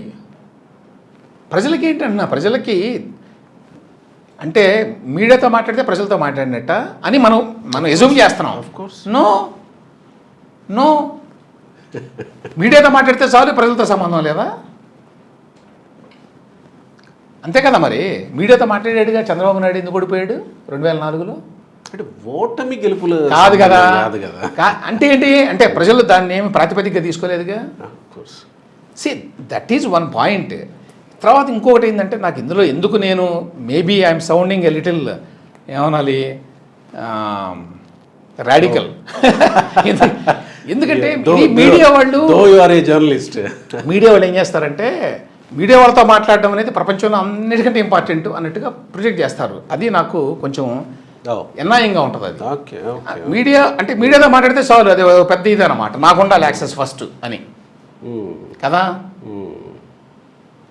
దానికోసం చెప్తున్నాను అంతే. మీడియాతో మాట్లాడకూడదని కాదు, మాట్లాడకపోవడం అనేది ఖచ్చితంగా ఒక లోపం, ఒక లోటు, అందులో సందేహం లేదు. కానీ మీడియాతో మాట్లాడలేదు కాబట్టి ఇంకా అయిపోయింది, ఇంకా చెడ్డ ప్రైమ్ మినిస్టర్ అని అంటానికి లేదు అని చెప్తున్నాను అంతే. Okay, that is not the only thing on which you can base everything. అది మనకు కొంచెం ఏంటంటే అమెరికన్ మీడియా అక్కడి నుంచి వచ్చింది కొంచెం. అక్కడికి వెళ్ళి మనవాళ్ళు మాట్లాడతారు అన్నమాట, ఎప్పుడు ఒక్కసారి కూడా ప్రెస్ మీట్ పెట్టలేదు ఆయన అని. అదేదో ఒక పెద్ద విషయంగా వాళ్ళు మాట్లాడతారు, వాళ్ళు మాట్లాడిన దాన్ని మళ్ళీ వీళ్ళు మాట్లాడతారు. మొన్న ఈ మధ్యకాలంలో నార్వేలో ఆవిడేదో చేసింది కదా ఎవరైనా. మీడియాతో మాట్లాడడం అనేది ఒక అంశం, దట్స్ నాట్ ఎవ్రీథింగ్. అది నా పాయింట్. అంతే కదా, ఆ క్రిటిసిజం ఉన్నది, ఇప్పుడు కూడా ఆ క్రిటిసిజం ఉంది. నిన్న ఇవాళ వాట్సాప్ గ్రూపుల్లో ఈ నరేంద్ర మోడీ మీద వచ్చే విమర్శల్లో అతిపెద్ద విమర్శ అది, ఈ point. So I'm aware of that, నాకు తెలుసు అది. అది విమర్శించడానికి ఎక్కువ ఉపయోగపడుతుంది. ఒకటి ఏంటంటే, అంటే అపార్ట్ ఫ్రమ్ ఏమనాలి, ఏదో జర్నలిస్ట్గా పెద్ద పెద్ద మాటలు మాట్లాడడం పక్కన పెట్టి, ప్రాక్టికల్గా ఏంటంటే నరేంద్ర మోడీ గుజరాత్ ముఖ్యమంత్రిగా ఉన్నప్పుడు ఈ గుజరాత్ రైట్స్ అయిన సందర్భంలో అతనికి దేశవ్యాప్తంగా అంతర్జాతీయంగా మీడియా వాళ్ళు దిగారు గుజరాత్లో కదా, అది పెద్ద ఘటన కదా. ఆ సందర్భంలో ఏమైందంటే బాగా విపరీతంగా అటాక్ చేసేవాళ్ళు అతన్ని, బీబీసీ అని చెప్పి వాళ్ళని వీళ్ళని, ఇక దేశంలో మీడియాలు కూడా చాలా చాలా పెద్ద ఎత్తున జరిగినాయి అన్నీ. ఆ సందర్భంలో నాకు అనిపించేది ఏంటంటే ఈ మీడియా అంతా వన్ సైడెడ్. వాళ్ళు ఏం కావాలంటే అది మాట్లాడుకుంటారు, వెళ్ళిపోయి వాళ్ళకి ఏం కావాలో అది రిపోర్ట్ చేసుకుంటారు. చివరికి నేనేం మాట్లాడినా ఏం ప్రయోజనం లేదు అనేటువంటి ఒక భావనకు వచ్చాడు అప్పుడు గుజరాత్ సీఎంగా ఉండగానే. బహుశా నేను అనుకుంటాను అది పనిచేస్తూ ఉంటుంది అతనికి. ఇప్పుడు నేను పెట్టాడు అనుకో ప్రెస్ మీట్, ఇప్పుడు మనకి పోలరైజేషన్ ఎక్కువైంది. ఇప్పుడు ఇందులో కూడా నాకు ఉన్న ఒక ఇష్యూ ఏంటంటే, పోలరైజేషన్ అనేది రెండు రకాలుగా ఉంటుంది. ఒకటి వాళ్ళంతా వాళ్ళే పోలరైజ్ చేయటం. నా ఉద్దేశంలో తెలంగాణలో బీఆర్ఎస్ అనే పార్టీ తానుగా పోలరైజ్ చేస్తుంది జనాన్ని, ఆంధ్ర తెలంగాణ పేరుతోటి. అలా కాకుండా కొన్నిసార్లు ఏమవుతుందంటే, ఈ ప్రభుత్వం మనకి ఇష్టం లేదు కాబట్టి ఆ ప్రభుత్వం మీద ఉన్నవి లేనివి అన్నీ బాగా తీవ్రంగా క్రిటిసైజ్ చేసి ప్రజల్ని పోలరైజ్ చేయాలని మనం ప్రయత్నిస్తుంటాం బయట నుంచి. ఒక్కొక్కసారి ఆ ప్రభుత్వం మనకి ఇష్టం లేదు, అందుకని ఉన్నవి లేనివి ఏదో ఒకటి మాట్లాడుతూ ఉంటారు అతిశయోక్తులన్నీ. ఇప్పుడు ఎన్టీఆర్ ఉన్నాడు, ఎన్టీఆర్ మీద కొన్ని వర్గాలు తీవ్రమైన వ్యతిరేకత ఉండేది అప్పట్లో. ఎట్లాంటి ప్రచారం చేసేవాళ్ళు అంటే, ఎన్టీ రామారావు అర్ధరాత్రి లేచి క్షుద్ర పూజలు చేస్తాడు, శ్మశానానికి వెళ్తాడు 2 గంటలకి, శవ పూజలు చేస్తాడు, శవాన్ని లేపి పైన కూర్చోబెట్టి దానికి పూజలు చేస్తాడు. ఇట్లాంటివి ఇవి పోలరైజ్ చేయడానికి ఉపయోగపడతాయి జనాన్ని. అబద్ధాలు అవన్నీ. బీజేపీ విషయంలో పోలరైజేషన్ 2 రకాలుగా ఉంది అనేది నా ఉద్దేశం. ఓకే, బీజేపీ వాళ్ళ విధానాలు, వాళ్ళు క్లియర్గా వాళ్ళ ఎజెండా అంతా కూడా, అంటే వాళ్ళ ఎజెండా పూర్తిగా ముస్లింలని ఈ దేశం నుంచి తరిమేయాలి అనేది కొంచెం ఎక్స్ట్రీమ్ వ్యూ. నేను ఆ ఎక్స్ట్రీమ్ వ్యూ తీసుకోవట్లేదు. కానీ వాళ్ళు భారతీయ సంస్కృతి అనేది, లేకపోతే అఖండ భారత్ అనేది ఎప్పటికైనా సాధించాలి, భారతీయ సంస్కృతి ఆత్మగా ఈ దేశం ఉండాలి అనేటువంటి కొన్ని ప్రిన్సిపల్స్ పెట్టుకొని చేస్తున్నారు. ఆ చేయడంలో వాటి ఇంప్లిమెంటేషన్లో కొన్ని వర్గాలకు అన్యాయం జరుగుతోంది అనేది చాలామంది అభిప్రాయం. కాబట్టి ఆ రకంగా పోలరైజేషన్లో వాళ్ళ పాత్ర ఉంది. కానీ పోలరైజేషన్ వాళ్ళ పాత్రని నేను అబ్జర్వ్ చేసినంత మేరకు ఎట్లా ఉంటుందంటే, వాళ్ళు ఎన్నికలప్పుడు అవసరమైనప్పుడు మాత్రం చేస్తుంటారు, మిగతా టైంలో చేయరు అనేది నా అబ్జర్వేషన్. చాలా ఎన్నికల్లో మీకేమీ అంత తీవ్రమైన మతపరమైన పోలరైజేషన్ కోసం ప్రయత్నించినట్టుగా కనిపించదు. ఏదో 1-2 స్టేట్మెంట్స్ ఇస్తారు. ఇవాళ ఏమైందంటే, వాళ్ళు ఒక స్టేట్మెంట్ ఇస్తే పత్రికల వాళ్ళు దాన్ని 100 రకాలుగా వేస్తారు, ఎక్కువ ప్రచారం దానివల్ల వస్తుంది, వాళ్ళకి తెలిసిపోయింది అది. సో వాళ్ళు ఎక్కువ ఏం చేయక్కర్లేదు, ఒక స్టేట్మెంట్ ఇస్తే చాలు. సో వాళ్ళు 1 పోలరైజేషన్ చేస్తారు, 2 ఆ పోలరైజేషన్ అనేది ఎన్నికల కోసమే చేస్తారు, ఎన్నికలు అప్పుడే చేస్తారు అనేది నేను అనుకుంటున్నాను. ఎన్నికలు లేనప్పుడు ఏమి ఉండదు. ఏముంది కర్ణాటకలో వాళ్ళు ఉన్నప్పుడేమో, కానీ వాళ్ళు ఉంటే వేరే వాళ్ళు పోలరైజేషన్ చేస్తారు. ఇక్కడ చెప్పదలుచుకున్న పాయింట్ ఎట్లానంటే, వాళ్ళు ఏదో ఒక నిర్ణయం తీసుకుంటారు, చిన్నదా ఉంటుంది అది ఇష్యూ, కానీ దాన్ని చాలా పెద్ద చేసి ఇది మతపరమైన ఇష్యూగా అవతల వాళ్ళు ప్రొజెక్ట్ చేస్తారు. చూసారా వీళ్ళు ఈ వర్గాన్ని ముస్లింలలో ఇంకొకళ్ళను అణచివేయాలనుకుంటున్నారు. లైక్ యూసీసీ, సిఏఏ మర్చిపోయా. సిఏఏ ఉంది. సిఏఏ అదేంటనేది బ్రహ్మ పదార్థం ఇప్పటికీ ఎవరికి తెలియదు. సిఏఏ అనేది ముస్లింలకు వ్యతిరేకం, దీనివల్ల ముస్లింలకు స్థానం ఉండదు భారతదేశంలో అని విమర్శ. యాక్చువల్గా సిఏఏ బిల్ ఏమిటి అని కనుక చూస్తే భారతదేశం చుట్టుపక్కల ఏవైతే దేశాలు ఉన్నాయో ఆ దేశాల నుంచి హిందూ మూలాలు ఉన్న వ్యక్తులు ఆ దేశాల్లో ఉంటే వాళ్ళని అక్కడ మతపరంగా కనుక వాళ్ళు హెరాస్ చేస్తే ఆ దేశంలో ఆ ప్రభుత్వాలు, వ్యక్తులు కాదు మళ్ళీ ప్రభుత్వాలే, వాళ్ళు భారతదేశంలో శరణు తీసుకోవడానికి వాళ్ళకి సిటిజన్షిప్ ఇవ్వడానికి వీలు కల్పిస్తుంది ఫర్ ఎగ్జాంపుల్. కానీ అభ్యంతరం ఎక్కడ వచ్చింది? హిందువులకి, సిక్కులకి, జైనులకి, బౌద్ధులకి అని ఇచ్చారు. వీళ్ళ విమర్శ ఏంటి? ముస్లింలకి అని ఎందుకు ఇవ్వలేదు, మీరు ముస్లింలని డిస్క్రిమినేట్ చేస్తున్నారు అనేది. వాళ్ళ బాధన ఏంటి? పాకిస్తాన్లో ముస్లింగా ఉన్నందువల్ల ఎవరు వేధిస్తారు? ప్రభుత్వాన్ని ఎందుకు వేధిస్తుంది? అది ఇస్లామిక్ కంట్రీ అయితే, అది ప్రభుత్వమే ఇస్లామిక్ కంట్రీ. అవును. బంగ్లాదేశ్లో ఎవరు వేధిస్తారు ముస్లింల్ని? మతపరంగా వేధించాలి.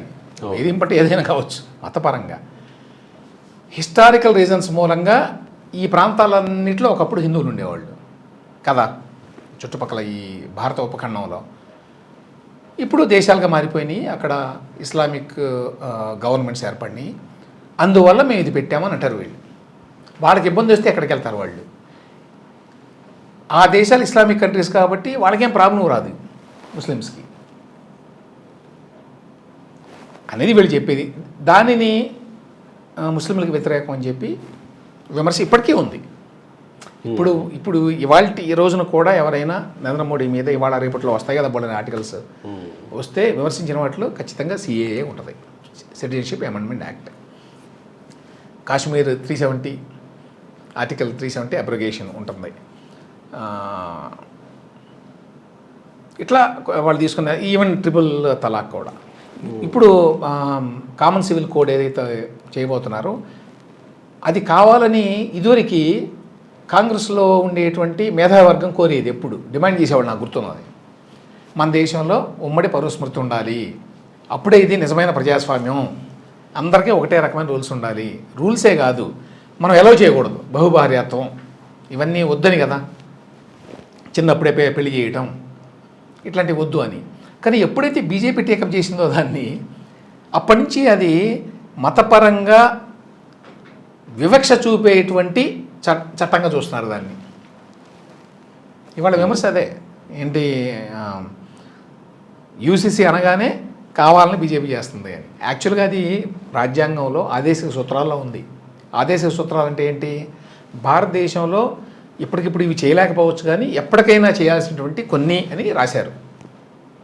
ఇవి చేస్తే బాగుంటుందని ఐడియల్స్ అన్నమాట. అందులో ఒక ఐడియల్ ఏంటంటే యూనిఫామ్ సివిల్ కోడ్ దేశవ్యాప్తంగా ఉండాలి అని స్పష్టంగా ఉంది, కానీ దానికి విమర్శిస్తారు. సరే, అయితే విమర్శలకి వచ్చేసరికి జెన్యూన్గా నేను ఫీల్ అయ్యేది ఏంటంటే, ఎకనామిక్గా మన గ్రోత్ చాలా బ్రహ్మాండంగా ఉంది, కానీ ఇనీక్విటీ పెరిగింది దేశంలో. రైట్. అసమానతలు పెరిగినాయి. అంటే డబ్బు క్రియేట్ అవుతోంది, సృష్టి జరుగుతుంది, బ్రహ్మాండంగా జరుగుతుంది, సందేహం లేదు. కానీ ఇందులో ఎక్కువ భాగం కొద్దిమందికి వెళ్ళిపోతుంది. చాలామంది విమర్శ ఏంటి, ఇదిగో అదానికి వెళ్తుంది అంత, అంబానీకి వెళ్తుంది అంత. సరే, అది కూడా మళ్ళీ ఎక్స్ట్రీమ్ విమర్శలు ఉంటాయి అనుకోండి. ప్రపంచంలో ఏ దేశంలోనైనా సరే ఇండస్ట్రియలిస్టులు కొంతమంది ఉంటారు, వాళ్ళని ప్రభుత్వం ఎంకరేజ్ చేయకపోతే వాళ్ళంత భారీ ఎత్తున పరిశ్రమలు పెట్టలేరు, అవి సాధ్యం కావు అసలు, అందులో డౌట్ లేదు. అలా అని క్రోనీ క్యాపిటలిజం లేదా వీళ్ళు చేయరా అంటే, కాంగ్రెస్ ప్రభుత్వంలో ఉన్నప్పుడు జరిగింది, ఇప్పుడు జరుగుతోంది. నా వ్యూ అది, ఇప్పుడు జరుగుతోంది, కానీ కాంగ్రెస్ ఉన్నప్పుడు జరిగేది అది. అయితే ఈ అసమానతలను తగ్గించడానికి వీళ్ళు పెద్దగా ఏం చేయలేదు. తర్వాత కరప్షన్ గురించి కూడా మాట్లాడతారు చాలామంది, కానీ నాకు అనిపించేది కరప్షన్ గతంలో ఉన్నంతగా మరి ఇప్పుడు అనిపించడం వల్ల కొంతమంది ఏమంటారంటే కరప్షన్ ఉంది కానీ పత్రికల్లో వేస్తే ఊరుకోరు, ఎందుకంటే మీడియాని బాగా అణగదొక్కుతున్నారు, బోడీ మీడియా అయిపోయిందంతా అని చెప్తారు. కానీ ప్రత్యేకంగా కరప్షను మోడీ వచ్చిన తర్వాత పెరిగింది అని చెప్పడానికి ఏం అవకాశం లేదు, ఎక్సెప్ట్ మేబీ ఈ అదానీ గురించి చేసే విమర్శలు. అదే మీరు అన్నట్టు క్రోనీ క్యాపిటలిజం గురించి మాట్లాడతారు తప్ప కరప్షన్ గురించి మాట్లాడలేదు. తర్వాత ఈ పోలరైజేషన్ అనే ఇష్యూలో ఏంటంటే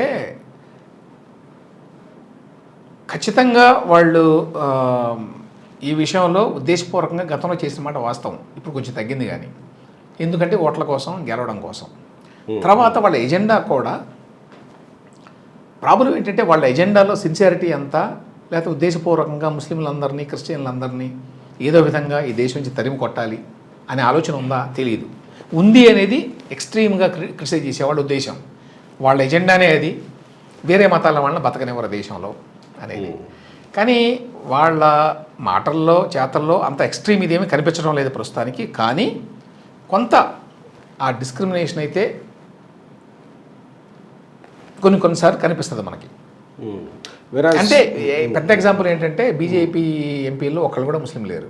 ఇంతకుముందు ముఖ్తార్ అబ్బాస్ నఖ్వీ లాంటి వాళ్ళు ఇంతకుముందు ఉన్నాడు, ఇప్పుడు ఈ మధ్యకాలంలో అసలు ఆయన పేరు కూడా. సో అది అంత పెద్ద పార్టీ ఉన్నప్పుడు భారతదేశంలో మరి దేశంలో మిగతా వాళ్ళు కూడా ఉన్నారు కదా, రిప్రజెంటేషన్ ఉండాలి కదా అనేది అదొక లెజిటిమేట్ కన్సర్న్. అది ఇంకో కీలకమైన విషయం రమేష్ గారు, దీంట్లో విదేశాంగ విధానంలో అదొక విషయం. విదేశాంగ విధానంలో 2 రకాలు ఉన్నాయబ్బా. అది కూడా ఏంటంటే యాక్చువల్గా ఏంటంటే అంటే వీళ్ళతో సమస్య ఏంటంటే బీజేపీ తోటి నరేంద్ర మోడీ గారిని విపరీతంగా పొగిడేటువంటి క్రమంలో అతి చేస్తారు. విశ్వగురు అని చెప్పి పేరు పెట్టి ఆ వాట్సాప్లో ఉన్నవి లేనివన్నీ రాయడం ఇవన్నీ చేశారు, చాలా చేస్తూ ఉంటారు. అంత లేదు, భారతదేశం యొక్క పొజిషను ప్రపంచంలో కొంచెం బెటర్ అయింది, ఇంప్రూవ్ అయింది, అందులో సందేహం లేదు. మన ఇండియా ఇమేజ్ పెరిగింది ఈ 12 సంవత్సరాల కాలంలో, సందేహమే లేదు. అంటే ఈ మధ్య కాలంలో జరిగిన కాదు, జనరల్లీ స్పీకింగ్ 12 ఏళ్లలో పెరిగింది. అంటే ఆర్థికంగా కూడా మనం శక్తి అవ్వడం కారణం. ఆర్థికంగా లేకపోతే ఎవడు పట్టించుకోడు కదా. అవును, అది సమాజంలో అయినా అంతే, అంతర్జాతీయంగా అంతే. అయితే ఈ మధ్య జరిగిన డెవలప్మెంట్స్లో కొన్ని ఎదురు దెబ్బలు తగిలినాయి కదా కాళ్ళకి. దాన్ని చూసి చాలామంది ఏమంటారంటే మోడీ ప్రభుత్వం చేసినటువంటి తప్పిదాల వల్ల విదేశాంగ విధానం వల్ల మార్చారు వీళ్ళు విదేశాంగ విధానాన్ని, దానివల్ల మనకి ఇవన్నీ దెబ్బలు తగులుతున్నాయి అని చెప్తున్నారు. అది పూర్తిగా నిజం కాదని చెప్పి నేను అనుకుంటున్నాను. ప్రపంచంలో కొన్ని పరిస్థితులు మారినప్పుడు మన చేతుల్లో ఏమి ఉండవు అవి. అంటే ఒక్క మాట, ప్రపంచంలో పరిస్థితులు మారాల్సి వచ్చినప్పుడు దాన్ని చర్చిస్తుండగా ట్రంప్ ప్రకటనలో ఇదిగో నేను మోడీతో ఫోన్లో మాట్లాడాను, పాకిస్తాన్కి ఇండియాకి వార్ జరుగుతున్నప్పుడు నేను సీజ్ ఫైర్ గురించి నేను మాట్లాడాను, నేను చెప్పి చేయించాను, తర్వాత ఇదిగో మీరు వెళ్ళి రష్యా దగ్గర ఆయిల్ కొనండి అని చెప్పి నేను చెప్తే వెళ్ళారు. అంటే మన దేశాన్ని ట్రంప్ ప్రభావితం చేసే స్థాయికి వెళ్ళిపోయింది మన విదేశాంగ విధానం అనే స్థాయిలో కదా మాట్లాడారు. అక్కడ కొంత పలచనగా మాట్లాడుతూ వచ్చారు కదా కొంతమంది. ట్రంప్ అనే వ్యక్తి ప్రపంచాన్ని అతలాకుతలం చేస్తున్నాడు. ఆ దేశానికి ఎంతో బలం ఉంది, అంత బలం ఉన్నా కూడా వేరే ప్రెసిడెంట్స్ ఎవరు కూడా అట్లా చేయాల. ఏదైనా చేసినా కూడా తెర వెనక చేసేవాళ్ళు, కొంత బయటకు వచ్చి పిచ్చి పిచ్చిగా మాట్లాడడము ఇవన్నీ చేసేవాళ్ళు కాదు. ట్రంప్ చేస్తున్నాడు, ఏం చేస్తారు అంటే నాకు అర్థం కాదు ఏంటంటే ట్రంప్ ఇట్లా అంటున్నాడు అంటే ఏం చేయాలి? మోడీ కాదు ఇంకొకడు ఉన్నారనుకోండి ప్రైమ్ మినిస్టర్, ఏం చేయాలి? వెళ్ళి వాషింగ్టన్ వెళ్ళి ఏమన్నా కాదు వాళ్ళతోటి ఏమంటారు రిజలింగ్ చేయాలా? సి అతను అన్నాడు, ఏం చేస్తారు? You cannot do anything. కాదండి, అక్కడ వెళ్ళి హార్ముజ్లోనే ఎక్కడ బాంబులు వేస్తున్నాడు, ఏం చేస్తారు మీరు? హార్ముజ్లో ఇవన్నీ గందరగోళం చేస్తే మనకు కూడా ప్రభావం ఉంది, అందరికీ ప్రభావం ఉంది, ఆయిల్ రాదు. అయితే ఏం చేస్తున్నారు? ఎవరు ఏం చేయలేకపోతున్నారు కదా, ఎవరు ఏమీ చేయలేని పరిస్థితుల్లో ఉన్నారు కదా. మనం ఒక్కడమేనా ప్రపంచంలో ఉంది? ఇంకా చాలా దేశాలు పవర్ఫుల్ యూరోపియన్ కంట్రీస్ అన్నీ ఉన్నాయి, వాళ్ళు ఏం మాట్లాడలేకపోతున్నారు. వాళ్ళని బెదిరించాడు ఎన్నోసార్లు, మీరు ఆ నాటోలో డబ్బులు పెడతారా లేకపోతే మిమ్మల్ని వదిలేస్తాను, నేను మిమ్మల్ని అది చేస్తాను, మిమ్మల్ని ఇది చేస్తాను అని వాళ్ళకి బోల్డెన్ సార్లు క్లాస్ పీకాడు. మరి యూరోపియన్ కంట్రీస్ అంత పవర్ఫుల్ కంట్రీస్ కదా. అతను బలవంతుడు అనుకోకుండా ఒక పిచ్చివాడు ఆ స్థానంలో కూర్చున్నాడు. అమెరికా అనేది పెద్ద దేశం, అతను మాట్లాడుతున్నాడు. ఏం చేస్తారు? దానికి ఏం చేయలేరు, హెల్ప్లెస్ ఎవరైనా కూడా. ఇన్ఫ్యాక్ట్ ఆ విషయంలో ఇండియా ఎంతో కొంత ప్రపంచవ్యాప్తంగా అందరూ చెప్పేది ఏంటి, ఇండియా ఎంతో కొంత మర్యాదగానే బయటకు వచ్చింది ఈ సిచ్యువేషన్లో నుంచి.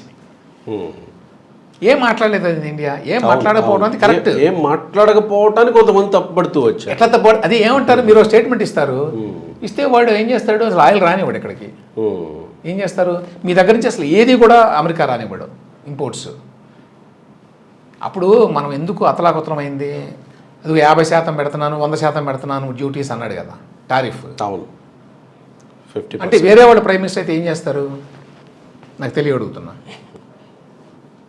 ఇప్పుడు మోడీని వేరే విషయాన్ని విమర్శించవచ్చు, ఓవరాల్గా ఏంటంటే ఆ సెల్ఫ్ ఇంపార్టెన్స్ ఎక్కువ చూపించుకోవడం, ఇదేదో ప్రపంచంలో భారతదేశం యొక్క ఇమేజ్ నరేంద్ర మోడీ వల్లే పెరిగింది అని చెప్పి కొంచెం అతి చేయటం, ఇవన్నీ ఉన్నాయి, కాదనట్లేదు నేను. కానీ ట్రంప్ ఇష్టారాజ్యంగా స్టేట్మెంట్స్ ఇస్తే దాన్ని వీళ్ళు కూర్చొని అదే పనిగా ఖండించలేరు. నష్టం జరుగుతుంది దేశానికి, అది వ్యక్తి విషయం కాదు, దేశానికి నష్టం అది దానివల్ల. ఇంకొక విమర్శ ఏంటంటే, మనం ఎప్పటి నుంచో ఈ పాలస్తీనా విషయంలో పాలస్తీనాకి సపోర్ట్గా ఉండేవాళ్ళం, ఇజ్రాయెల్కి చాలా కాలం పాటు అసలు సంబంధాలే లేవు మనకి. కానీ గమ్మత్ ఏమిటంటే, ఇజ్రాయెల్ గతంలో కూడా సీక్రెట్గా చాలా హెల్ప్ చేసేది.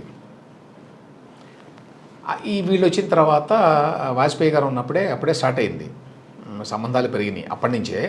ఆ తర్వాత కాంగ్రెస్ ప్రభుత్వం ఉన్నప్పుడు కూడా సంబంధాలు మెరుగైనాయి యాక్చువల్గా.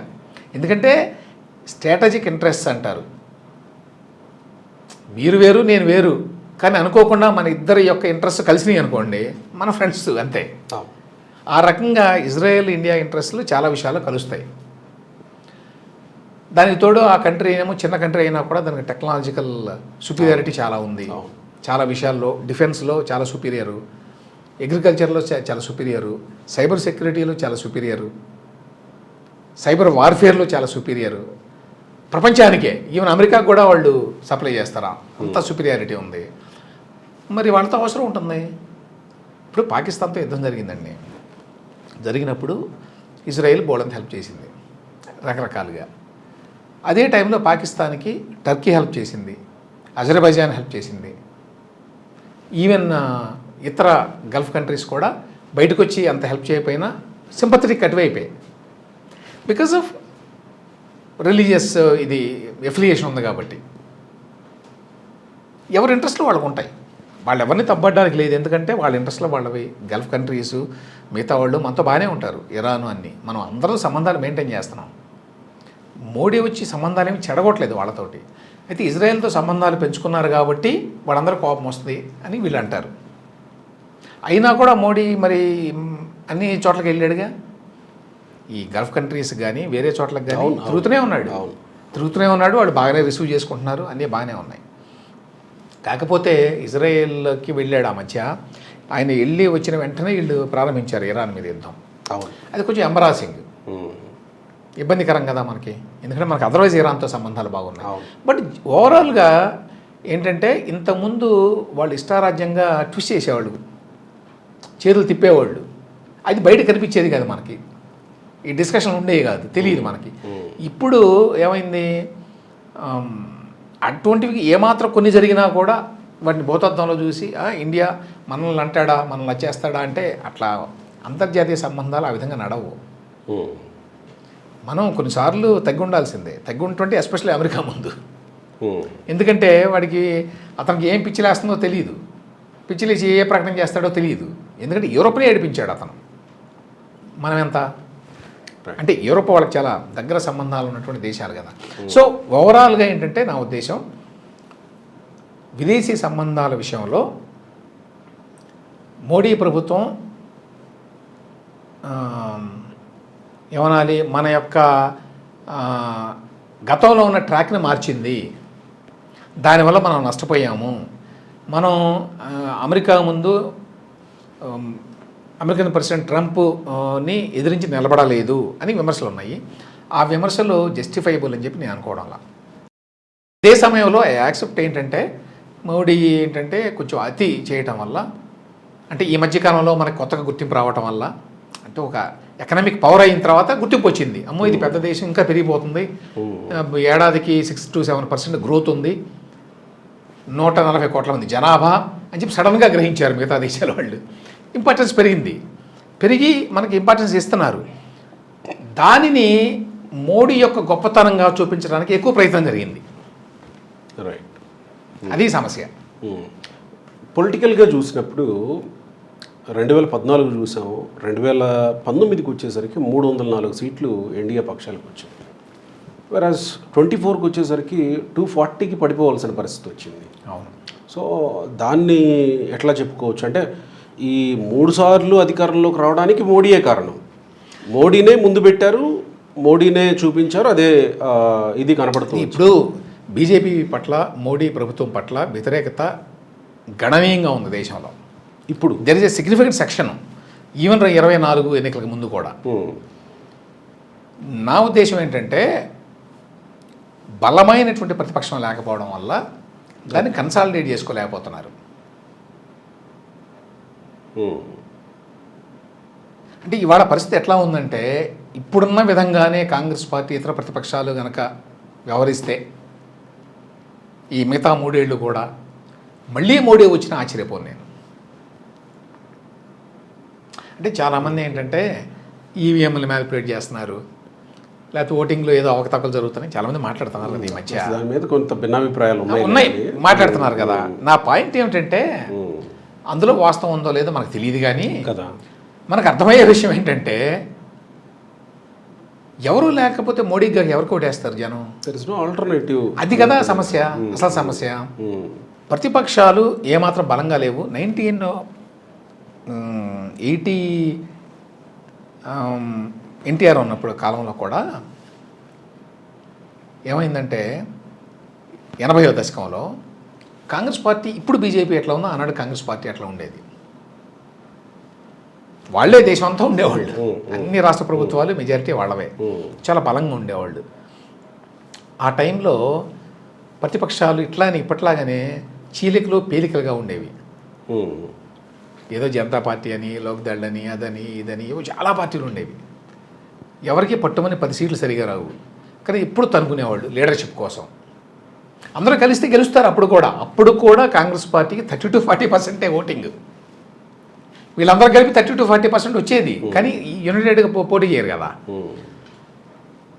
ఎన్టీఆర్ లాంటి వాడు ఉండి అందరినీ దగ్గర తీసుకొచ్చి నేషనల్ ఫ్రంట్ పెట్టించి చేస్తే అధికారంలోకి రాగలిగారు 89లో. ఆ విధంగా ఇవాళ ఒక నాయకుడు ఎవరైనా సరే వీళ్ళందరినీ దగ్గర తీసుకురాగలిగితే అవకాశం ఉంది. ఓకే, బీజేపీని ఓడించి అధికారంలోకి రావడానికి 3 టర్మ్స్ ఉంది కాబట్టి బీజేపీ ప్రభుత్వం మారడం మంచిదే నా ఉద్దేశంలో. ఇప్పుడు ఈ జెన్జీ, ఈ కాక్రోచ్ ఏమన్నా ఇంపాక్ట్ చేయగలుగుతుందా? నాకైతే అంటే నేను చెప్తే డిసప్పాయింట్ అవుతారేమో కొంతమంది. అఫ్ కోర్స్ ఇప్పటికే కొన్ని డిసప్పాయింట్ స్టేట్మెంట్స్ చాలా మంది నుంచి వస్తున్నాయి. మీలంటే అది అసంతృప్తి ఉంది దేశంలో కొన్ని వర్గాల్లో అనేది రిఫ్లెక్ట్ అవుతోంది అక్కడ, అంతేగాని వాళ్ళంతటా వాళ్ళుగా ఈ ఇంత పెద్ద దేశంలో వాళ్ళు మార్పు వాళ్ళు తీసుకురాలేరు. అంటే మనం ఇప్పుడు మోడీ రికార్డు గురించి మాట్లాడుతూ వచ్చి ఇవన్నీ చర్చించాం. ఇప్పుడు లాస్ట్లో మనం కంక్లూడ్ చేయబోయేటప్పుడు వస్తున్న అంశాలు ఏంటంటే వేరే ఆల్టర్నేటివ్ లేదు కాబట్టి మోడీనే దిక్కు ఇవాళన్న పరిస్థితి అన్నట్టుగా అవుతుంది పరిస్థితి. వాస్తవ పరిస్థితి అదే కదా. సో అయినప్పటికీ రికార్డే. ఇప్పుడు ఇంకొక 3 సంవత్సరాలు ఉంటాడు ఆయన, 15 సంవత్సరాలు అయితే ఉంటాడు ఖచ్చితంగా, అందులో సందేహం లేదు. అతనికి ఉన్నటువంటి గ్రేటెస్ట్ అడ్వాంటేజ్ ఏంటంటే వాళ్ళు 24/7 పాలిటీషియన్లు. ఎవరు? మోడీ గారు, అమిత్ షా గారు ఇద్దరు. వాళ్ళు ఎప్పుడు అదే పనిలో ఉన్నారు. ఈయనకైతే అసలు ఫ్యామిలీయే లేదు. అమిత్ షా గారికి ఫ్యామిలీ ఉన్నా కూడా ఆయన టిపికల్ గుజరాతీ వ్యాపారులాగా ఎప్పుడూ అదే పని మీద ఉంటారు. కాంగ్రెస్ పార్టీ చూడండి, మొన్న ఎన్నికల్లో 5 రాష్ట్రాల్లో జరిగిన ఎన్నికల్లో గెలిచారు. కాంగ్రెస్ పార్టీ కూడా గెలిచింది, ఏదో ఒక రాష్ట్రం గెలిచింది మొత్తాన్ని కష్టపడి. అందరికంటే లాస్ట్ ప్రభుత్వాన్ని ఏర్పరిచింది వాళ్ళే, కొట్టుకొని. అంటే ఇవాళకి కూడా మీకు ఆ క్లారిటీ, డిసిప్లిన్, ఫోకస్ లేదనే కదా అర్థం. బీజేపీ వాళ్ళు అంత పెద్ద బెంగాల్లో మొదటిసారిగా వచ్చినప్పుడు మరి చాలామంది ఉంటారు కదా కొట్టుకోవడానికి. మరి ఏమాత్రం సౌండ్ అనేది లేకుండా 2 రోజుల్లో తేల్చేశారు అంతే. అది కూడా వేరే పార్టీ నుంచి వచ్చిన వ్యక్తిని. తర్వాత సరే అస్సాంలో కూడా అంతే. అంటే దానికి అర్థం ఏంటంటే, ఈ మాట అంటే నేను ఇట్లా వీడియో చేస్తే ఎవరో కామెంట్ రాశారు, ఏంటి కాంగ్రెస్ పార్టీలో ప్రజాస్వామ్యం ఎక్కువండి అని. అది ఏ రకంగా పాజిటివ్ లక్షణం నాకు అర్థం. అదేం ప్రజాస్వామ్యం? అది ప్రజాస్వామ్యం కాదు. ప్రజాస్వామ్యం అంటే ఏంటంటే, ఇది లెజిస్లేచర్ పార్టీలో ఎక్కువ మందికి ఎవరు లీడర్ కావాలో ఎన్నుకోండి, మీరు ఎవరిని ఎన్నుకుంటే వాళ్ళు అని అనడం. అట్లా కాదు. అధిష్టానం రావాలి, అధిష్టానం నిర్ణయించాలి, అధిష్టానం నిర్ణయానికి అనుగుణంగా అందరితో మాట్లాడాలి, వాళ్ళందరి చేత అవుననిపించాలి. ఇది కదా మీ ప్రాసెస్. అది ప్రజాస్వామ్యం కాదు. యాక్చువల్గా ప్రజాస్వామ్యం అంటే ఏంటంటే, లెజిస్లేచర్ పార్టీ మీటింగ్ జరగాలి ఒక రోజు పొద్దున, గంట సేపట్లో ఓట్లు వేయాలి. ఈ లీడర్ ఎవరు నామినేషన్లు వేస్తారు లీడర్గా అంటే 2, 3, 4 వేస్తారనుకోండి, నేను సీఎం అవ్వాలి అని. వీళ్ళందరూ ఎవరిని ఎన్నుకుంటే వాళ్ళు అవుతారు, అంతే కదా. అంతేగాని అధిష్టానం నుంచి అబ్జర్వర్ ఎవరో వచ్చారు, అందరితో మాట్లాడుతున్నారు, ఎందుకు మాట్లాడాలి మీరు? ఓటింగ్ పెట్టండి, ఎవరు లీడర్ అయితే వాళ్ళని ఎన్నుకుంటారు. అది లేదు కదా. అదేం ప్రజాస్వామ్యం? అది కదా ప్రజాస్వామ్యం. ఇప్పుడు ఎట్లా ఉందంటే, లైసెన్స్డ్గా ప్రవర్తిస్తారు కొంతమంది, దాన్ని స్వేచ్ఛ అంటారు కదా, అట్లా ఉంది. అది స్వేచ్ఛ కాదు కదా, అది ఏమంటారు, స్వైర విహారం. అది స్వేచ్ఛ కాదు, అట్లానే ఉంది. ఇది పొలిటికల్ స్వైర విహారం వీళ్ళు చేసేది. సో మోడీకి తిరుగులేదంటే వేరే చాలామంది అనుకుంటున్నట్టుగా మోడీ మహానుభావుడు, మోడీ అవతార పురుషుడు అని కాదు. కానీ ఖచ్చితంగా మోడీ చాలా మార్పులు తీసుకొచ్చాడు దేశంలో, అందులో సందేహం లేదు. చాలామందికి అతను తీసుకొచ్చినటువంటి కొన్ని మార్పులు ఏమాత్రం ఇష్టం లేకపోవచ్చు, తీవ్రంగా అసలు విసీరియల్ హేట్రెడ్ అంటారు ఇంగ్లీష్లో, అంటే నరాన వ్యతిరేకత ఉంటుంది. అట్లా ఉంది చాలామందికి మోడీ అంటే. ఎందుకు? ఈ 370 ఆర్టికల్, ట్రిపుల్ తలాక్, సిఏఏ ఇట్లాంటివన్నీ తీసుకొచ్చాడని ఉంది. కానీ వీళ్ళు విమర్శించిన స్థాయిలో అంత బ్యాడ్గా అయితే ఈ ప్రభుత్వం ఏమో నడవలేదు. కాకపోతే మిస్ అయ్యామేమో అని అనిపించింది ఇంతసేపు మాట్లాడిన దాంట్లో. అన్ని వర్గాలని టచ్ చేశాం, కానీ ఒక్క రైతు వర్గం విషయానికి వచ్చేసరికి ఇక్కడ బీజేపీ రైతుల విషయంలో, వ్యవసాయం విషయంలో ప్రత్యేకంగా ఎప్పుడో నెహ్రూ కాలం నాటి ప్రాజెక్టులు, ఈ వ్యవసాయ ఇరిగేషన్ ప్రాజెక్టులు ఇవి కనబడుతూ వస్తాయి తప్ప ఇరిగేషన్ గురించి మాట్లాడాలంటే. బీజేపీ ప్రభుత్వం వచ్చిన తర్వాత ఇరిగేషన్కి సంబంధించి ఏమన్నా కొత్తగా ప్రాజెక్టులు, కొత్త ఆయకట్టు ఏదన్నా డెవలప్ చేసి కాదు, అంటే రాష్ట్రాలకి పర్మిషన్ ఇచ్చేసి, ఇప్పుడు పోలవరం మనకి పాలమూరు రంగారెడ్డి లాగా, ఇట్లా కాళేశ్వరం లాగా ఇట్లా ఇచ్చి చేసుకోమనటం కేంద్ర ప్రభుత్వ దీంట్లో భాగం అని అనుకోవాలా? లేకపోతే బీజేపీ తనకు తానుగా స్వయంగా చేపట్టిన ప్రాజెక్టులు ఏమన్నా ఉన్నాయని చెప్పుకోవచ్చు? కాదు, ఇవన్నీ రాష్ట్ర ప్రభుత్వాలే చేపట్టి, రాష్ట్ర ప్రభుత్వాలు చేస్తాయి. అంటే ఇప్పుడు జాతీయ ప్రాజెక్టులు ఉన్నాయి కదా, పోలవరం కాదు, జాతీయ ప్రాజెక్టులు అనేది ప్రత్యేకంగా ఉన్నాం, అంతేగాని ప్రతి ప్రాజెక్టు జాతీయ ప్రాజెక్టు కాదు కదా. ఇదంటే చట్టంలో తీసుకొచ్చారు, కానీ జాతీయ ప్రాజెక్ట్ అంటే ఏం లేదు, డబ్బులు ఇస్తారు అంతే. ఓకే ఓకే, అంతకుమించి ఏం లేదు. అయితే నాకు పూర్తిగా అవగాహన లేదు, కానీ ఏమైందంటే గతంలో వీళ్ళు 3 బిల్లులు తీసుకొచ్చారు, ఫామ్ లాస్ అని. దాని మీద చాలా పెద్ద ఎత్తున గొడవ అయింది.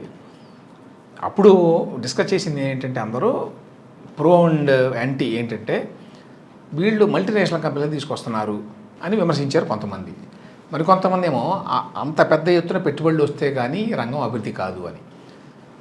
అది అప్పట్లో జరిగింది. దాంతో వాళ్ళు రిపీల్ చేసుకున్నారు, ఎందుకు వచ్చిన గొడవ అనుకున్నారో ఏంటో, జరగలేదు. చాలామంది ఏమంటారంటే, అది జరిగి ఉంటే రైతులకు లాభం జరిగేదని కొంతమంది వాదన. సరే, ఏమైనప్పటికీ వాటిని రిపీల్ చేశారనుకోండి. ఇంకో వైపున ఏంటంటే, వ్యవసాయ రంగం ప్రపంచంలో అన్ని చోట్ల కూడా దానికి ఎకానమీలో భారతదేశంలో ఉన్నంత ప్రాధాన్యత లేదు. ఇప్పుడున్న ఎకానమీలో సర్వీస్ సెక్టరు, నాలెడ్జ్ సెక్టరు, గతంలో మ్యానుఫ్యాక్చరింగ్ ఉండేవి, వీటికి ప్రాధాన్యత ఎక్కువ. ఎందుకంటే టెక్నాలజీ పెరగడం వల్ల ఇంత విస్తారంగా వ్యవసాయం చేయాల్సిన పని లేదు. చాలా తక్కువ ప్రాంతంలో వ్యవసాయం చేసి చాలా ఎక్కువ పండించవచ్చు, ఇజ్రాయెల్ లాగా, అమెరికా లాగా. కాబట్టి దానికి ఇంపార్టెన్స్ తగ్గిన మాట వాస్తవం అన్ని చోట్ల. ఎందుకంటే వేరే సెక్టర్లను పెంచాలి. అంటే ఏమంటారంటే, 100 రూపాయలు వస్తుంది ఆదాయం మనకి, 100 రూపాయలు వస్తుంటే 50 రూపాయలు 60 రూపాయలు వ్యవసాయ రంగం నుంచి రాకూడదు. అట్లా వచ్చిందంటే మీది పేద దేశం అని అర్థం. అంటే మీకు అన్నీ మీ ఎకానమీ గ్రోత్ ఉండదు దానివల్ల. ఇది వ్యవసాయ రంగంలో అంత గ్రోత్ రాదు కదా.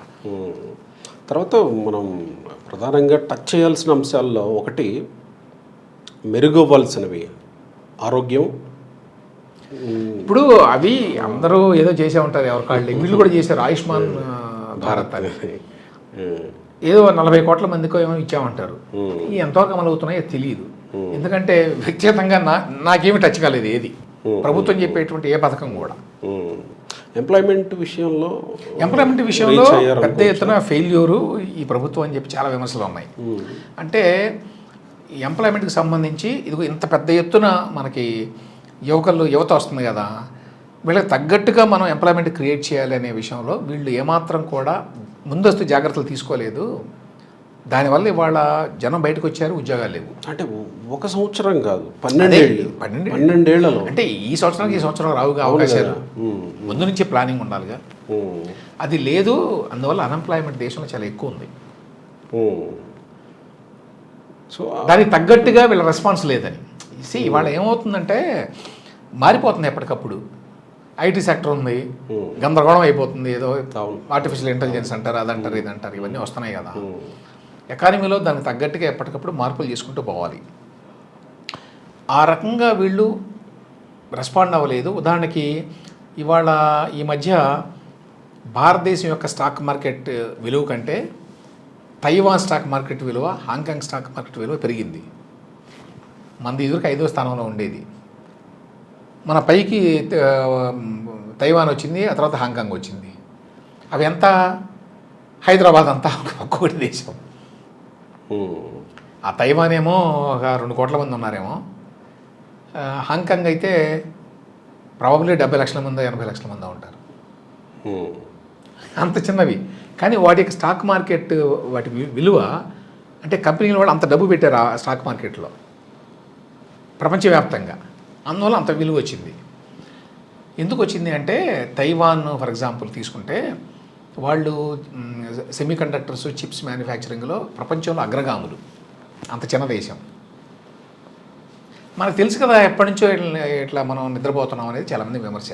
అవి చాలా ఇంపార్టెంట్. ఇవాళ ముందు ఇంకా అవే, ఆ చిప్పులు, సెమీ కండక్టర్లు అవే చాలా కీలకమైన పాత్ర పోషిస్తాయి. ఎందుకంటే పెరిగిపోతుంది కంప్యూటింగ్ కెపాసిటీ కదా, అవన్నీ తయారు చేసేటువంటి టెక్నాలజీ పెంచుకోవాలి.